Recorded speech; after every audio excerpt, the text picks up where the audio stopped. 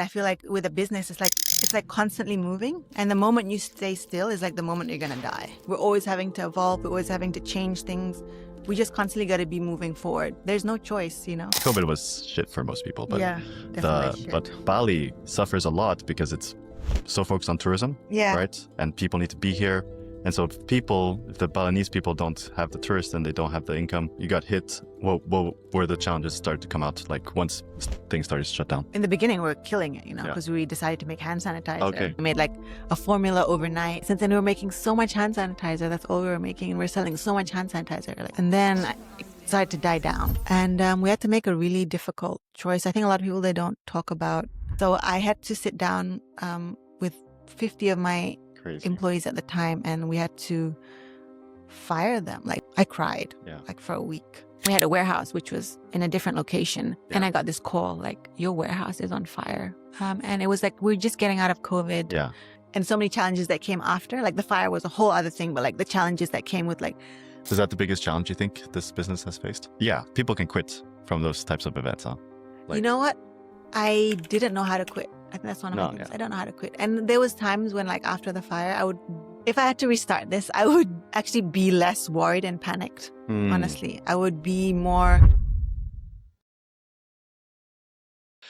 I just talked with Ria Templer, founder and CEO of Utama Spice, talk about growing up and the anxiety of taking this on, but also just like the anxiety of life in general and how that has helped, but also, shaped the way you're running this business. We've talked about the importance of sustainability, responsibility, the brand identity, and how we can actually build a natural care products, really focusing on sustainability, taking care of the people that build it, while still maintaining some profit too. We talk about the inner work required to lead this, to take it over, going through tough times like COVID and the whole factory burning down, having to let go of so many people. But then making sure that the culture is still maintained, and people enjoy being here. And that's a great place to show up. And now, I'm excited for Utama Spice I'm so pumped about this mission now to make it a world-known thing so that people can see that it's very possible to grow a brand focused on sustainability and that it doesn't have to suffer. Like, there's demand coming through the roof and people are caring about this more and more, which is really cool to see. Enjoy the episode. I love to always ask and start with the question, because you're like been part of this business for a long time, probably, and part of the social media presence as well. What's something that you wish people knew about Utama and yourself that maybe people don't know enough of? I think for Utama Spice, I think people don't know how much passion and like so many people behind it. And there's so much love behind it. And it's more than just a skincare brand, but it's actually ideas of values. So when my mom started it, she had this, she started from love for me and my brother to make products for us. But she had this idea, So she had this idea that you could make products that were good for you, good for the planet, and good for us all. So that's why our tagline is for people, for earth, for us. So it's this idea that she had, and we want to continue that idea with everything that we do. So that's, I think, one thing people don't know. They need to know more of that. Yeah, you talk about that a lot, especially when you mentioned the brand. There's a lot about sustainability and the values that come with it. And that's so important me and my brother grew up, like, my mom was composting before it was even a thing. Like, we grew up like such earth children. And I think like we carry that still to this day with our business. For sure. You took over in 2015, right? Was it? 2011. Okay. Yeah. All right. We had, I guess some people don't, like, we had basically no money. Yeah.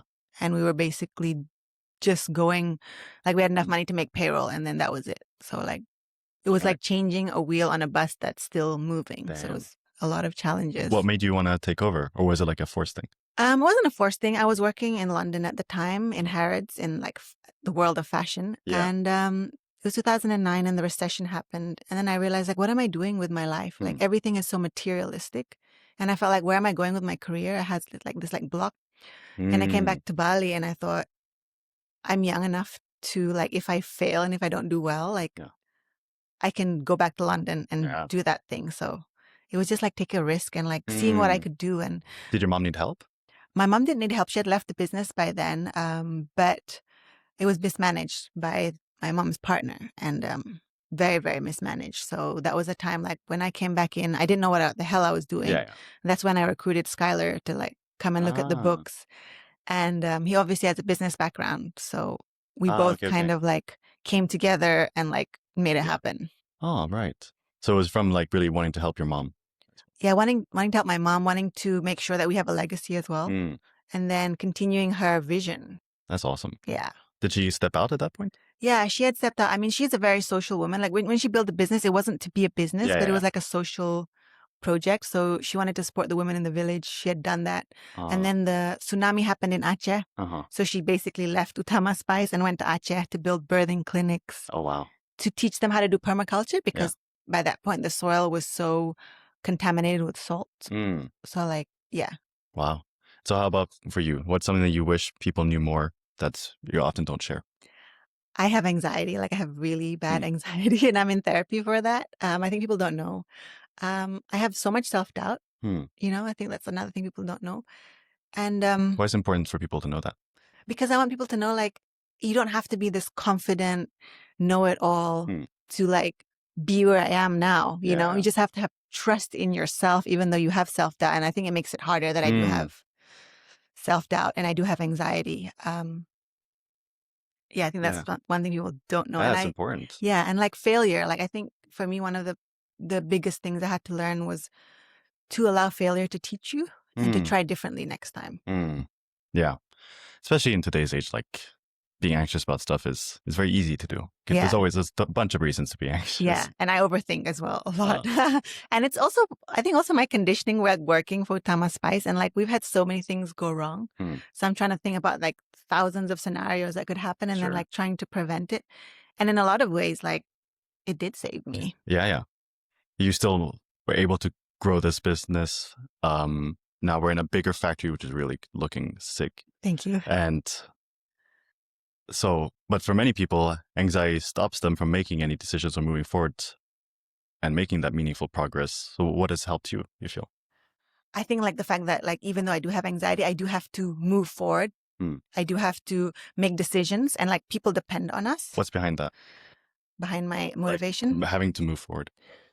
Otherwise we're going to be dead. I feel like with a business, it's like constantly moving. And the moment you stay still is like the moment you're going to die. You know, that's like, I really believe that. So it's like you know, we're always having to evolve. We're always having to change things.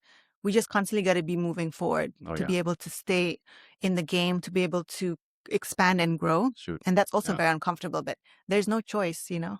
So as much as I have anxiety, as much as I'm like maybe an enemy to myself, I still have to make the big decisions. Like I can't just stay in bed and like I have to show up every day, you know? Yeah. It's helping you, but also making you feel like it's a bit tough at the same time. Yeah, exactly. Right? Yeah. Especially if you say, the language we use often shapes our emotions as well. Yeah, exactly. And if you say like, we're going to die, that of course can be quite anxiety inducing. Yeah. One thing I want to mention, because I've been into personal development since I was like 15 years old. And there's one thing, oftentimes humans, we ask a lot. Our thought process is just asking questions and answering questions. Yeah. And sometimes there are more questions that we ask ourselves more frequently. And sometimes the most intense questions are those that we feel like if they're not answered, we face death. Yeah. For you, it's something it could be around, what if I don't move forward? What do you think it could be like a primary question that you often ask yourself? Am I making the right choice? And if that question doesn't get answered, how does that feel?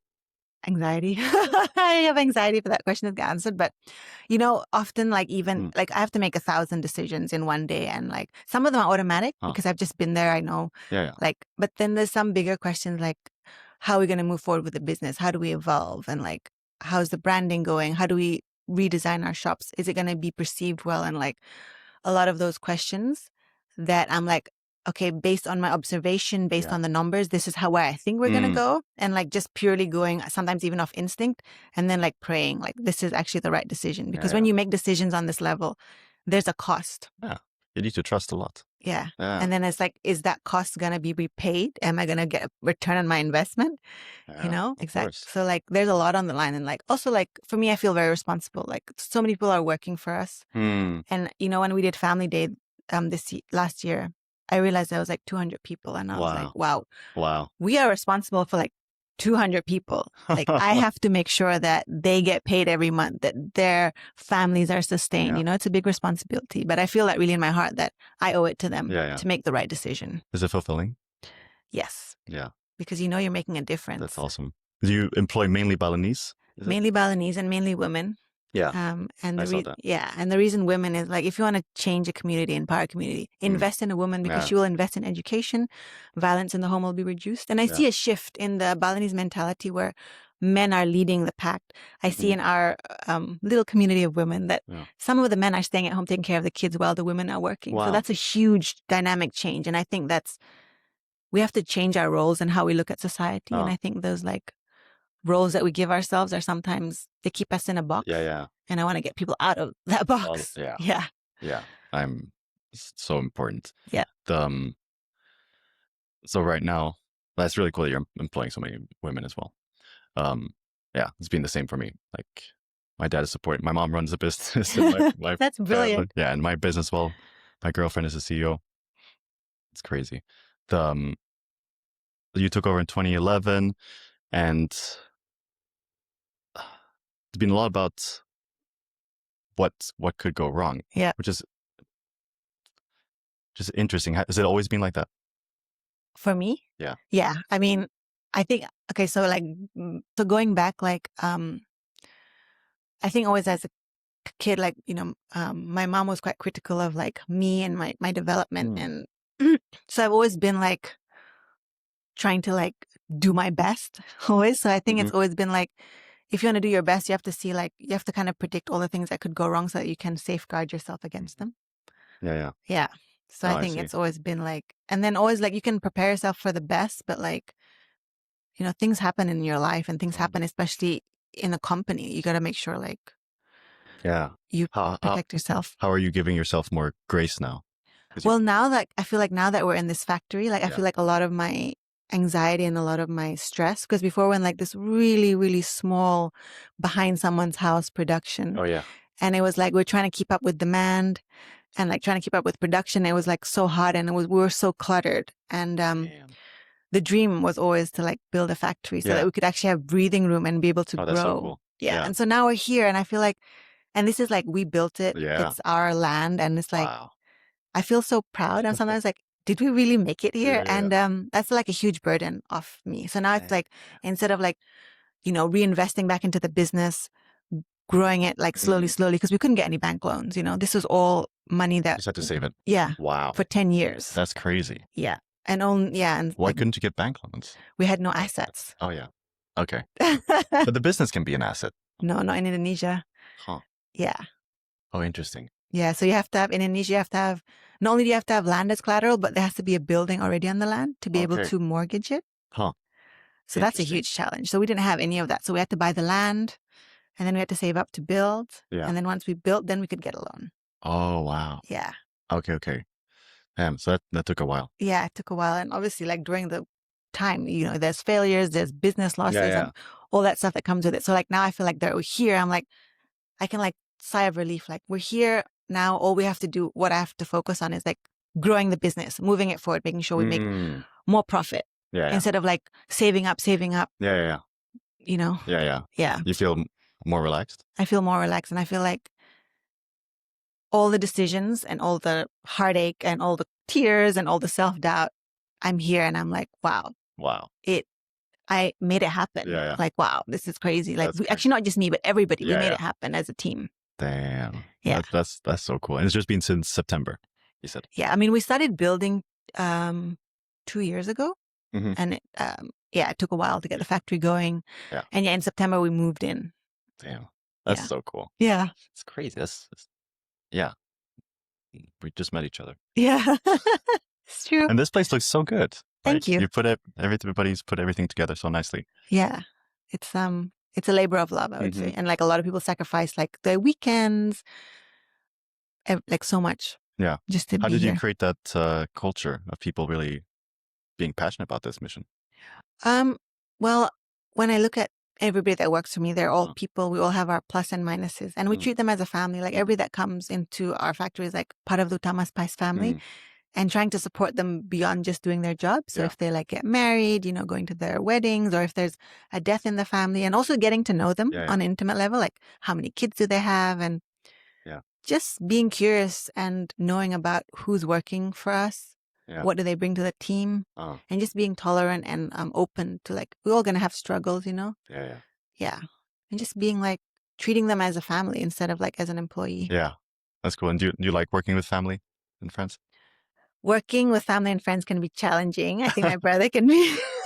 My brother Oh yeah. is a witness to that. But I think there's so much love, Yeah. and I think with so much love, love is not easy. Mm. There's always going to be hard parts. There's always going to be so much passion. There's always going to be so many challenges. Oh. But is it worth it? Yeah. Yeah. Definitely. That's really so. Right now, you're focused on more growing instead of saving and surviving. Yes. What do you spend your time on? Right now, I'm rebranding. So we're doing like, Rebranding. we're going to just kind of like being more true. Like, I think Utama Spice is like always been true, but like now we want to really show people like this is what we're doing, and then showcasing that through our packaging, through our language that we're speaking to our customers, redoing the shop. So like, I guess tidying it up a lot more. Oh, I see. And then another thing like working on new products. Oh.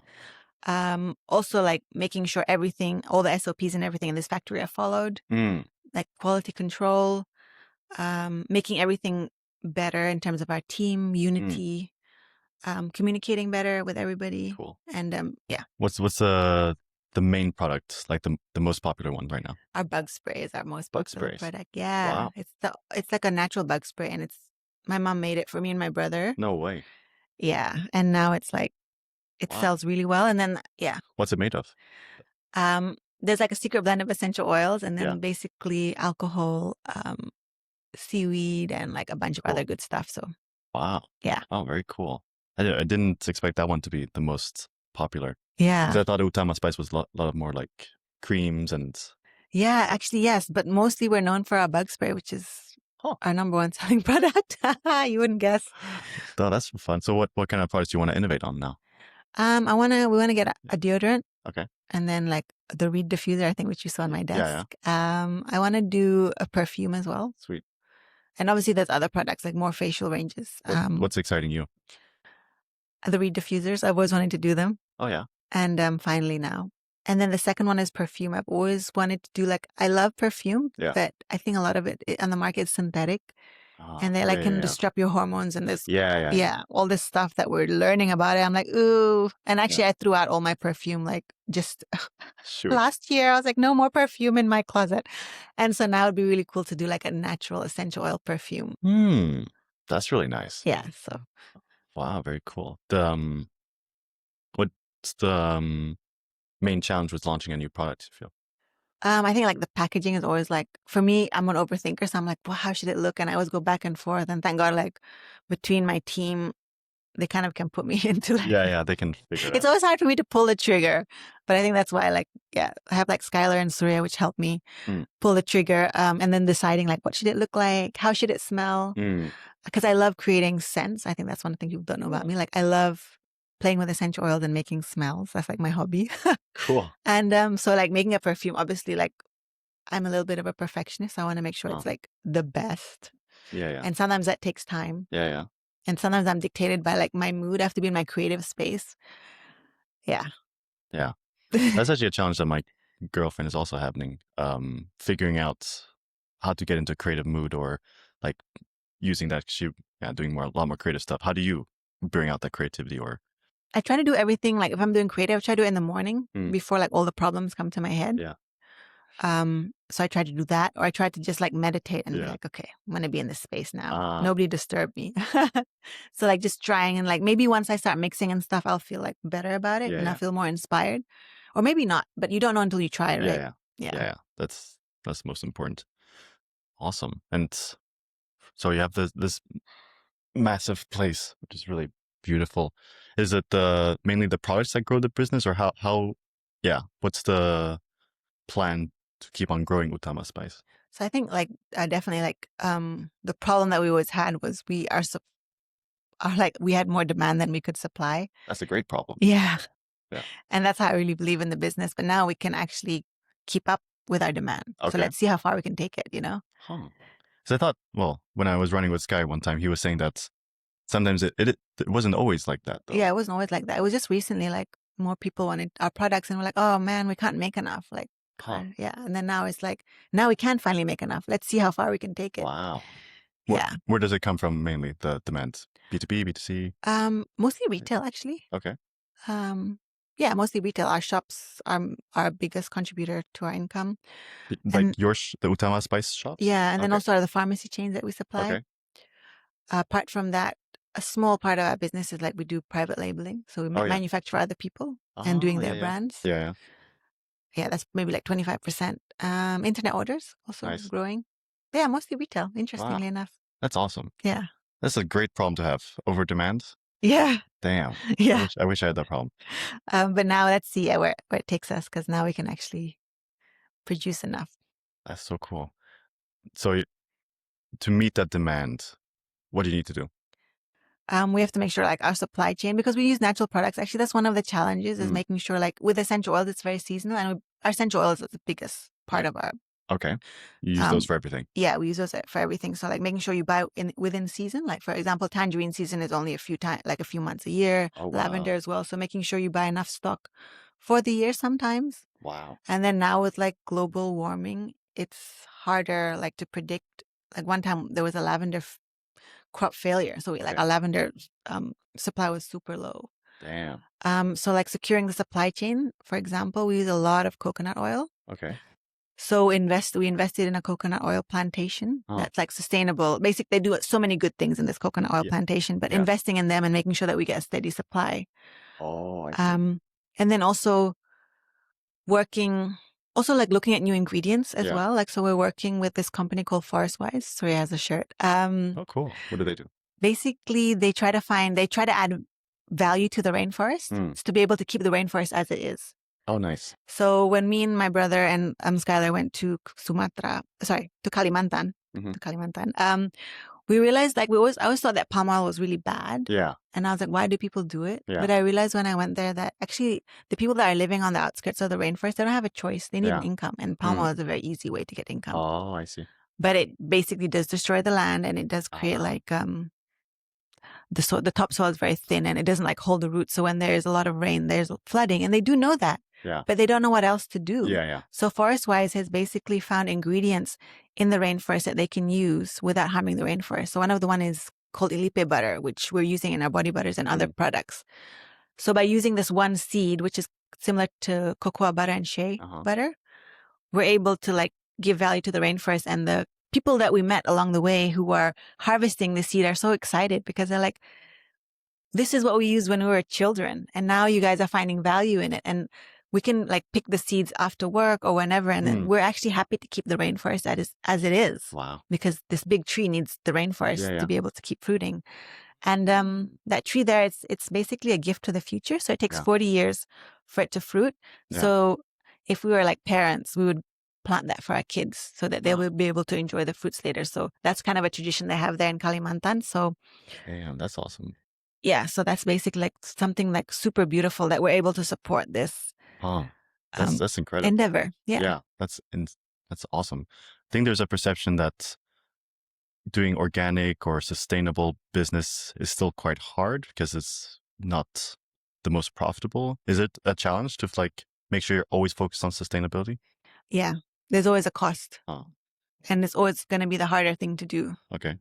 But I don't see that we have a choice. No. Like if we keep taking and we don't give back, like there's nothing going to be left. Oh. So for us, it's actually an investment to the future. Yeah. So like if we can safeguard like our coconut oil supply, our ilipe supply, like we can safeguard that, then we're actually securing ourselves for the future. And actually that's a better business opportunity, right? Because we're going to keep getting this ingredient because we are making sure that we're getting the best quality.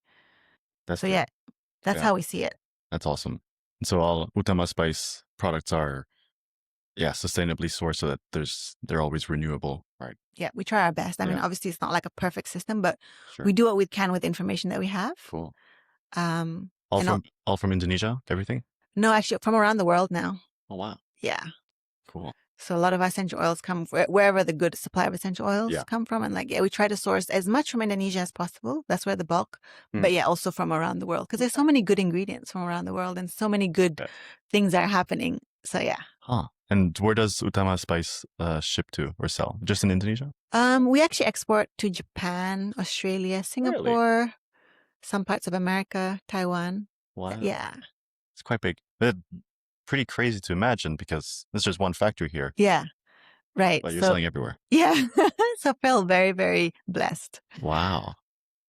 Just to give me an idea, like how many orders go out every day or every week? Like how much is that? Like sending so much to every country. I think for example, we have like some shops in Japan. Yeah. I think we send like at least once a month, like maybe like 6 or 7 boxes. Okay. And then internet orders maybe like 50 or 30 a day. Yeah. I can't really tell you. I actually don't keep track of that part of the business, but yeah, feeling blessed. Like we do get orders that go in and out. Like the other day we had one going to America was like 5 boxes. Wow. For this, it was a custom order actually for a client. If somebody wants to start their own essential oils or have a white label, how do they go about that? So basically, the clients come to us either like we either develop the formula for them, or we take our existing formula and like modify it a little bit. Or basically, some people they do like weddings and they just take our existing products and they put their wedding or like they have an event. Wow. Like to give to their guests as presents. Yeah, but yeah, anybody can come to us and be like, I want to do this, and then we'll do our best to do it. But within reason, we want to just focus on like natural. Yeah. We don't want to use like fragrances and stuff like that. And then also obviously our price point is going to be more expensive than other OEMs just because we're so specialized. And I think that's where the challenge is. People want to make like a cheap product that's good, but like, yeah, of course. That's one of the things I really struggle with. It's like, you can't have a cheap product that has good quality. Like in the end of the day, you're going to pay for what you get. Yeah. Yeah. Always. You know, like your iPhone's going to be costing so much more than, you know, totally. a cheaper version of that. Exactly. So, yeah. No, yeah, this is just humans wanting a good deal. Yeah, exactly. But that's where I have challenges. Yeah. Probably people don't know. I mean, COVID was shit for most people, but yeah, definitely but Bali suffers a lot because it's so focused on tourism, right? And people need to be here. And so if the Balinese people don't have the tourists and they don't have the income, you said, you got hit, and what were the challenges started to come out like once things started to shut down? So in the beginning, we were killing it, you know, because we decided to make hand sanitizer. Okay, yeah. We had so much alcohol. We're like, okay, let's do this. And I made like a formula overnight. And then you obviously have to have licensing for all this. It was unheard of because usually it takes years to get licensed. But this time it took us like 48 hours. We were able to get the license, and we were making so much hand sanitizer. That's all we were making. And we're selling so much hand sanitizer. Like we're killing it. We're going to be doing so good. How many months did it last for? I think about 4 or 5 months. Wow. And then it started to die down because I think borders started to close and people were just not coming to Bali. So like no matter how much sanitizer you had, like people were not leaving. Like borders were shutting down. And Balinese weren't going outside. No, and like guests weren't coming. Like we didn't have the tourists, and then the airport shut down, and there was like actually no way to get here. Oh yeah. So that's when we started to really feel it. And in the beginning, we did like rolling. So basically, we had people working part time. So we had all our staff, and at the time we had like 100 employees. Yeah, that's crazy. Huh? Yeah. And then slowly, we just thought, oh my God, this is not going to get better. Like we don't know how long this is going to last. We only have X amount of cash.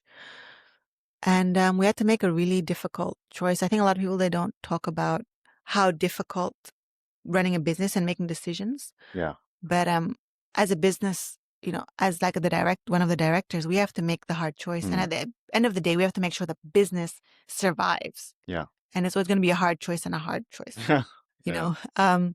So I had to sit down with 50 of my employees at the time, and we had to fire them. Like it was like a mass firing. I remember, you know, telling them, I'm sorry, I can no longer pay your salaries. Like you guys, here's your severance package, but that's it. And I cried like for a week. I feel so bad that I had to do that. You knew these people pretty well. Yeah, they were like family, and I had to make a decision who to keep, who to remove from the team. You know, it was not an easy choice. How did you decide that?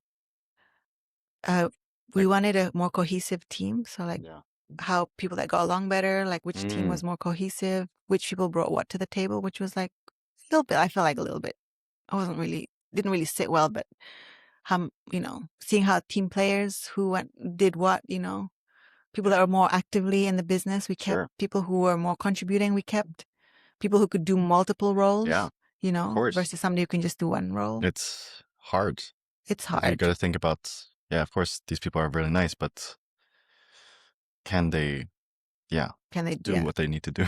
Yeah, which is really hard. And like, and at the end of the day, I put my director's hat on, and I'm like, okay, what is going to be more beneficial for the business, and just make a decision that way, which was like so against me as a human being. But at the same time, because I made that really hard choice, we were able to survive COVID, and now we're here and we're able to hire more people. So it's always like, at the time you don't know, but you're like, I am going to make the right decision that I know at the time with the information that I have, and just pray and hope that you get brought to a better place. So here we are now. Did you ever feel like it's like not doing it, or like go hiding in a cave and quit? Oh my God. I basically, I don't know if I should tell people this, but I basically, after that, I like sat in my closet for like an hour crying. I just wanted to be in the dark, just kind of like bury myself. Yeah. And I was like, for a week straight, I just cried every night when I went home, because I just felt such pain and guilt. And like, I felt like I disappointed myself, and I disappointed them. But at the same time, you have choices and you have hard choices. So no, and you're never gonna know. No, there was no easy choice. There was no easy choice in those moments. But I just knew that the company had to survive. That was my main thing. Like, I have to protect the company, and the company has to survive. And like, at the end of the day, like, as bad as it sounds, like that's your main focus. That's your job. Like, I'm the director, and that's what I have to do. Yeah. And I have to respect that, because I get to do all these other things. But making the hard choice is one of the heavier things. Yeah. Do you wish that somebody else was the director at that point? No. You want to? I'm responsible for making that choice, and I'm responsible for, You can't take the good. You have to take the bad as well. Yeah. That's the side that people don't always know. Yeah. Right. Yeah. The tough, the ugly truths. Getting your hands dirty. Was that the hardest decisions you've had to make, you think? One of the ones, definitely, because it involves people's livelihoods. Oh my God, it's a huge thing. Yeah. Damn. Which month was that?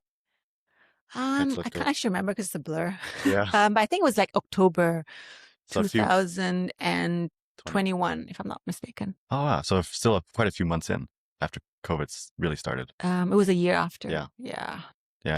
And then we just, we tried our best to, we kept all the stores open because we already paid the rent. So we tried our best to just make best with what we could. Obviously produce less. But what ended up happening is we had so much like overstock of stuff. Oh, I see. People were just buying less. People were buying less. But that means like we had already stocked up so many raw materials and everything. And then at the time we had a warehouse, which was in a different location. And I was in Jakarta setting up a shop. And I got this call, like, your warehouse is on fire. And I was shit. like, what? When was that? This was 2023, if I'm not mistaken. Okay. And it was like, we were just getting out of COVID. Yeah. There's one warehouse you had. Yeah. And it was the one getting on fire. Yeah. And there was like so many raw materials there. I mean, we had our production facility, which was separate, but we also had a warehouse, which we kept everything in because our production was so small. So that was like. Oh, I see. Yeah. So thank God it wasn't the production. But man. Why did it catch fire? So at the time there was like this dry lightning storm. So there was lightning, but there wasn't any rain. And then the thing is, we had this big electrical pole outside our factory. Yeah. And we had lightning conductor. But the thing is, that pole was much higher. And so the lightning struck the pole instead of our lightning conductor. The cable fell onto the roof. And the roof obviously is like made from wood. Yeah. And it was just electrical. Like. Damn. And we lost everything. Everything? Everything in the warehouse. Everything. Was there any people there? Thank God, nobody, No. but there was a cat and we could never find the cat, which is Oh. just breaks my heart even to this day. Shit. I wasn't there That's at the crazy. time. I Yeah. didn't sleep that night. And I I bet. just remember the first thing I did when I came back was go there. Yeah, yeah. And the Was Sky- amazing thing, Was Sky here? Sky was with me. Yeah. And we were also with, we were both not here. And Yeah. basically our staff, they came in the middle of the night to like save whatever they could. There was actually, we did save our car. Yeah. And then there was like, I think 8 fire trucks that came because the fire was, and then, Damn. you can imagine there was It's like huge. coconut, huge fire. Thank God, like nothing else burned. It was just the warehouse, no Yeah. other people's houses Yeah, and yeah. everything. But I think I had to be like in survival mode. Like we had to clean the warehouse. We had to make sure like all the legalities. We had to take witness statements, like what happened. It wasn't like self-sabotage. It was actually like an accident. Yeah. Police reports and all of that. That's just crazy. to make sure that, we protect ourselves. So even though I was like in this panic mode, I had to like clean the warehouse. So much legal stuff to go through. And I think, damage control. That's a big, something that can happen with a physical business. Yeah. Yeah. Yeah, exactly. So, and we had no insurance. Shit. Yeah. So not only that, like we had to get tax back we had to prove that we made a loss. Yeah. Like 2 years after that. Like, so there was so many things learning and so many challenges that came after. Like the fire was a whole other thing, but like the challenges that came with like the legality of the fire, like, obviously there's always going to be vultures. So people like coming after us because of the fire. Like what?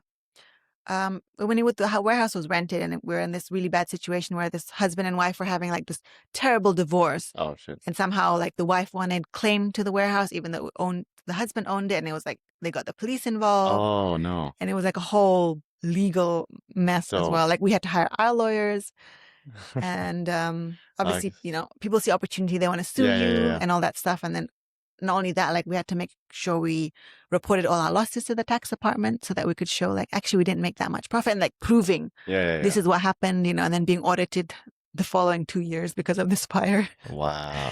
Yeah. Damn. Is that the biggest challenge you think this business has faced?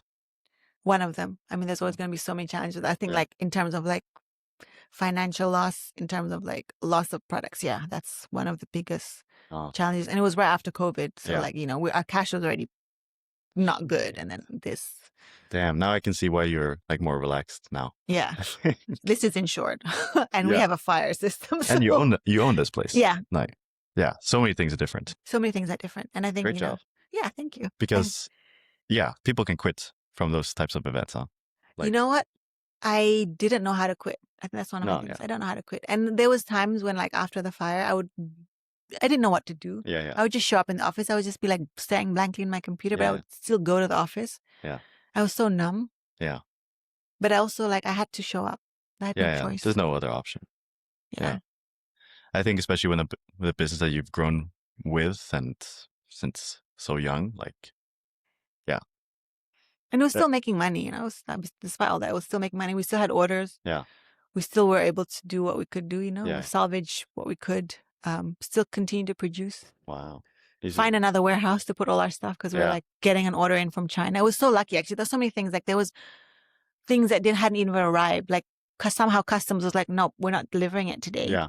And there was like so many bottles and so many things and so many equipment. They got saved because it was just like, we were just so lucky, I mean, I don't know if luck is the thing, but like we're just like it just happened. Yeah. Damn.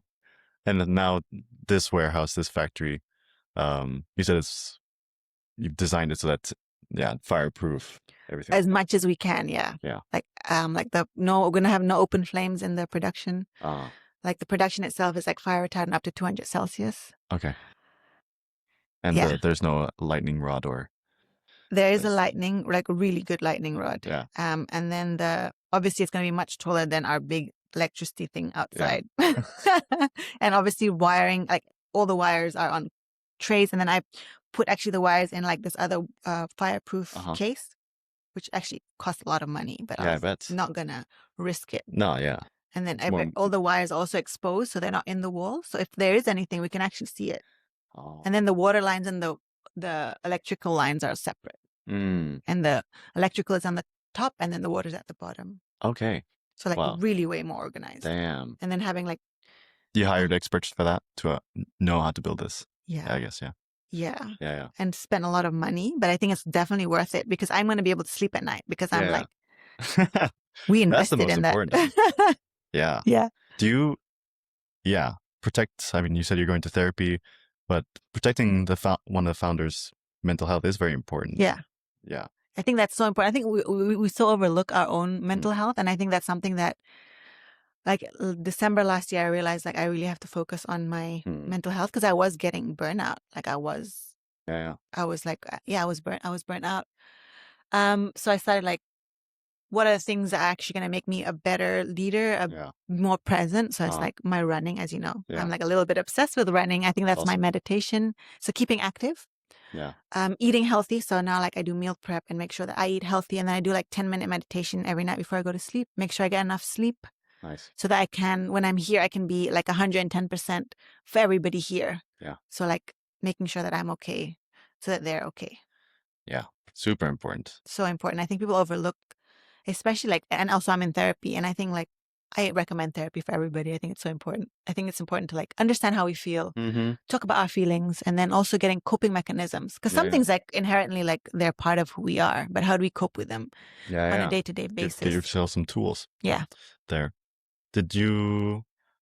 Yeah, I have so many book recommendations. Like the reason I was thinking about that is have you heard of Dan Martell? No. He wrote a book called Buy Back Your Time, and he's also a business coach. We had him as a business coach.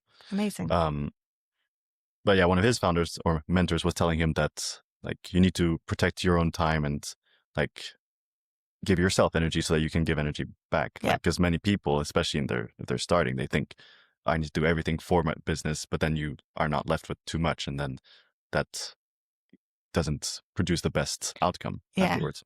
I agree. And also like, I'm not going to be able to do everything. So like getting people to help me on things that I don't know how to do. I think that's so important. I think it's also overlooked. Yeah. I think because like some people, they just want to micromanage everything. Yeah. But for me, I rather give trust, like, that's for really people powerful. Huh? Yeah. Like, for people.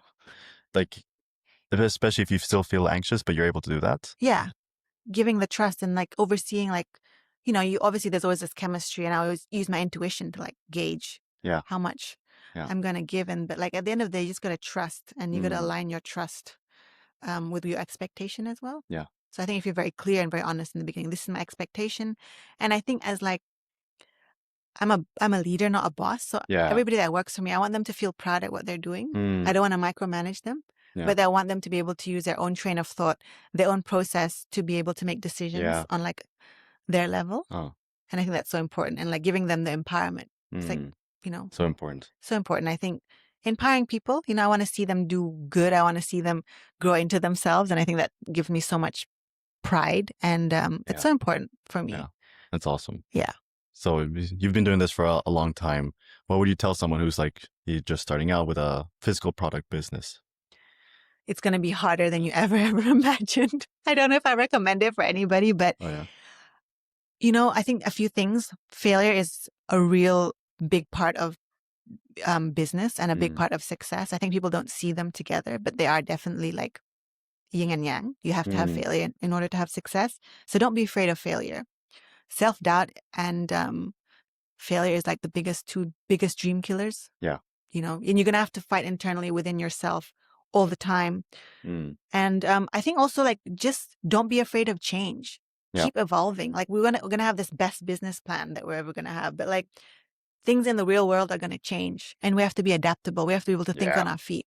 And also like, you're only as good as your team, and to be able to trust your team, to be able to teach them and teach each other things, so that you can be everywhere. Because like here at the moment, there's so many moving parts, and I'm not going to be able to oversee them all. No, for sure not. But like, I'm going to trust, Ira, my assistant, to be able to do like, see things the way I see them, or see things differently. Or like Dewi, who does like the retail, like making sure she understands that when she's stocking the shelves, like these are the core things that need to be done. Or like when she's looking at contracts to renew, like these are the core things. And like, just as a collective, doing everything the best of our ability with the information that we have to make 100%. decisions for our future. Yeah, 100%. Another thing that Dan Martell talks about is that every founder has what he calls like a complexity ceiling, like a thing that you can do very well, and it's hard to like delegate. What do you feel like is the thing it's right now hard for you to delegate? Like, I think the biggest thing like for me is the sorry, the biggest thing for me is like the branding, oh because yeah, there's certain things that I really want to be portrayed, and I don't Mm, want to be generic. I don't really want to have that generic Yeah. look. I don't want to follow the trends, but I want to stay true to our word. Mm. So like I'm a little bit strict on that. It's like, Yeah. how do we portray that? And like Mm. sometimes I'm a bit rigid on that, and I'll say that myself. Yeah, Cool. staying Everybody true. has their own part that they really care about. Yeah, so staying So true to that, and then yeah. also like another thing is like the product mix. Hmm. And yeah, I'm quite like I want to make sure that we have a good product mix Yeah. and good quality products. So sometimes it takes me so long to decide, which is like everybody's like Mm. they get pissed at me, like, Ria, it's on your desk. What is your feedback? It's like it's not quite there yet. I know. Takes me a Yeah. long time for that. So Yeah. yeah, Sometimes those things are the ones that, I mean, if you're able to give it away, it would help the business go faster. yeah, But it depends if you want to go faster, right?